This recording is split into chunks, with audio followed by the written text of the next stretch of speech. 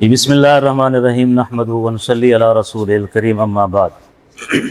قال النبی صلی اللہ علیہ وسلم الحسین منی وانا من الحسین حب اللہ من احب حسین۔ حضور نبی کریم صلی اللہ علیہ وسلم نے ارشاد فرمایا کہ حسین مجھ سے ہے، میں حسین سے ہوں۔ حضرت امام حسین رضی اللہ تعالیٰ عنہ کی ولادت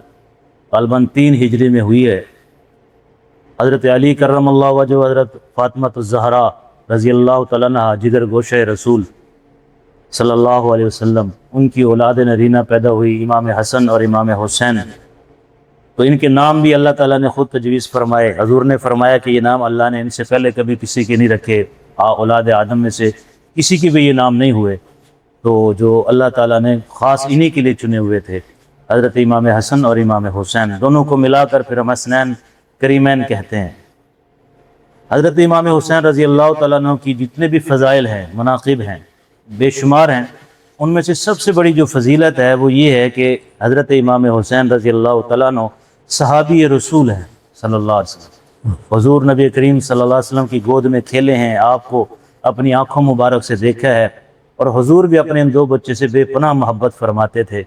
تو حضور نے تو ان کے بارے میں یہی فرمایا نا، الحسین منی انا من الحسین۔ لیکن ثانیہ یہ ہے کہ ہم اکثر اہل سنت والجماعت پوری تاریخ کو اس نظر سے نہیں دیکھتے کہ اللہ رب العزت نے جو دین اسلام نازل فرمایا یہ اسی کے 2 پھول ہیں، اور سیدہ شباب اہل الجنہ، جنت کے نوجوانوں کے سردار ہیں۔ ان کی زندگی ہم دیکھتے ہیں یا بچپن کی یا پھر میدان کربلا کی۔ اس سے پہلے جو زندگی ان حضرات کی گزری ہے، امام حسین رضی اللہ تعالیٰ عنہ جب حضور کا وصال ہوا غالباً 7 سال کے تھے، اور جب کربلا میں آپ شہید ہوئے ہیں تو آپ کی عمر مبارک 57 سال تھی، تو درمیان کے 50 سال بھی تو دیکھنے چاہیے نا کہ وہ کیسے گزرے ہیں۔ میں یہ عرض کرتا ہوں کہ یہ سارے حضرات جو ہے آپس میں شیر و شکر تھے، آپس میں محبت، پیار، دوستانہ، حتیٰ کہ رشتہ داریاں بھی تھیں۔ تو اگر آپ اس اعتبار سے دیکھیں کہ جس طرح دیکھیں ہمارے ایمان کی بنیاد ہے آمنت باللہ و ملائکتہ و کتبہ و رسلہ والیوم الآخر والقدر خیرہ و شرہ من اللہ تعالی والبعث بعد الموت، اللہ پر ایمان، اللہ کے فرشتوں پر ایمان، اللہ کے رسولوں پر ایمان، اللہ کی کتابوں پر ایمان، مرنے کے بعد جی اٹھنے پر ایمان، یہ سارے اچھی بری تقدیر اللہ کی طرف سے، اس پر ایمان، یہ بنیادی ایمان ہے۔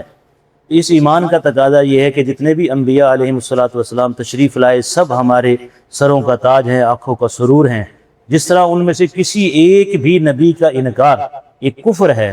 تو اسی طرح اللہ تعالیٰ نے جتنی کتابیں نازل فرمائیں سب پر ایمان، ان میں سے کسی ایک کتاب کا انکار وہ بھی کفر بنے گا۔